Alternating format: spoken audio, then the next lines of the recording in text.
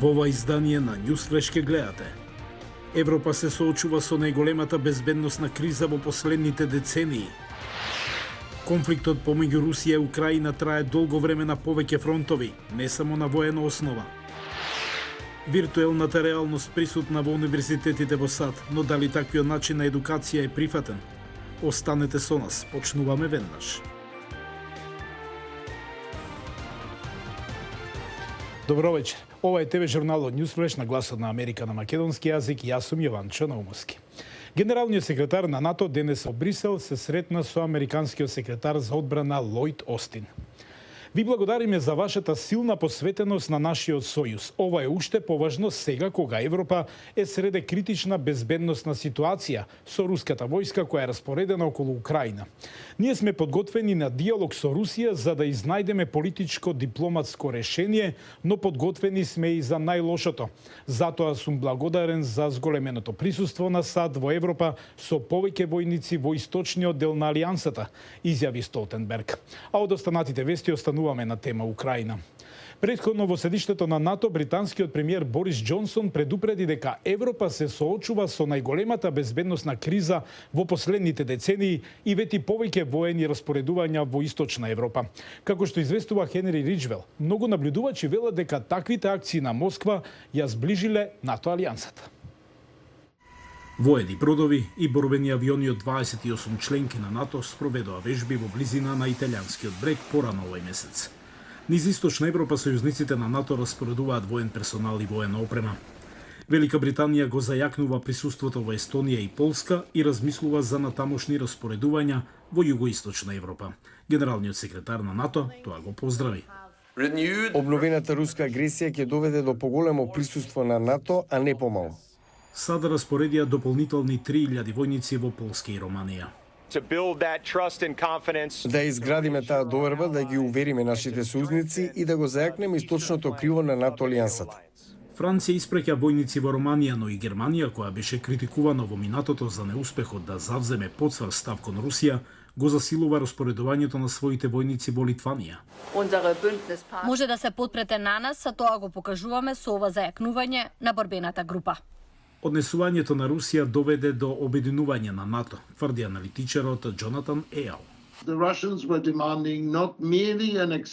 Русите не бараа само прифаќање на поделбата на Европа на нови сфери на влијание, туку враќање на сите безбедносни аранжмани поставени на континентот од раните 90-ти на крајот на студената војна. Тоа беше многу екстремно, што искрено кажано им остави многу малку можност на земјите да не се согласат. Анкетите покажуваат зголемување на јавната поддршка за НАТО и во постојните земји членки и кај сојузниците кои не се членки на НАТО, вклучувајќи ги Шведска и Финска. И покрај тоа што ниту една не се очекува да се приклучи на алијансата во скоро време, двете земји изразија загриженост поради распоредувањето на руски војници. Сите сакаме деескалација на ситуацијата. Сакаме да најдеме мирни начини за излез од ова. Русија распореди повеќе од 100.000 војници во близина на границата со Украина, што беше погрешна пресметка, тврди Ејал. Ако Русија сакаше да ја подели Европа, она што го направи во изминатите неколку месеци е токму спротивното. Но Русија верува дека ја постигнала целта да ги задржи Украина и Грузија надвор од алијансата, вели аналитичарот Алекс Титов. Како што неколку пати кажа Путин, членството во НАТО за Украина и Грузија во основа би значило војна на Русија со сите земји на НАТО. И покрај негирањата на Москва, многу западни лидери се уште веруваат дека Русија планира да ја нападне Украина. Наместо да ја покаже поделеноста во НАТО, многу наблюдувачи велат дека заканата ја галванизирала алијансата. Конфликтот меѓу Украина и Русија трае долго време на повеќе фронтови, не само на воен план. Религиозната поделба, како и проблемот со употребата на рускиот или украинскиот јазик се две важни борбени полиња во овој конфликт. Црковни звона ги повикуваат верниците на служба во катедралата Свети Владимир во Киев. Во држава која се наоѓа под воена закана од Русија, сите сфери на животот се афектирани од конфликтот со Москва, вклучувајќи го и духовниот живот. Ова е централна катедрала во Украинската православна црква под управа на патриархот Филарет. Црквата во 2018 година се оддели од Патриаршијата во Москва, како последица на тензиите поради руската анексија на Крим и војната во источна Украина. Како што сметаат лидерите на Киевската патриаршија, црквата, контролирана од Москва, е петиот столб или субверзивен елемент на Кремљ. На жаль, в церкви За жал, често има елементи на политика во црквата, ако велиме дека Украинската православна црква во Киев е црква на украинскиот народ, со дела изборува кој ги поддржува украинскиот народ и независност. Истовремено, Украинската црква на Руската патриаршија има елементи и молитви за рускиот свет и интереси. Но Украинската православна црква под Московската патриаршија е доминантна во државата, што е дом на големи историски центри во православната вера, како што е Киевско-Печерската лавра. Представници на Московската патриаршија велат дека поделбата на православната црква е вештачка и тие негираат дека ги промовираат интересите на Кремљ во Украина.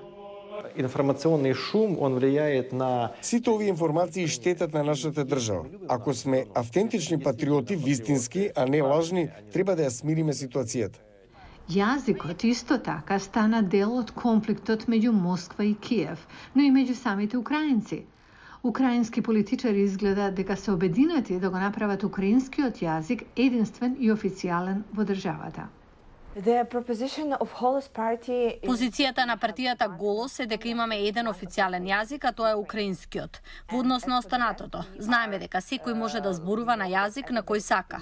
Разбираме дека со децении рускиот јазик беше интегриран во Украина, бидејќи бевме дел од Советскиот сојуз. Сега треба да му дадеме поддршка на нашиот украински јазик колку што можеме повеќе. За критичарите на јазичните политики во украинската влада, како Иван Степурин, издавач на книги на руски јазик, политизацијата на јазикот е контрапродуктивна за државата. Тој и други одбија нови мерки, што, велат тие, многу го отежнуваат објавувањето на руски.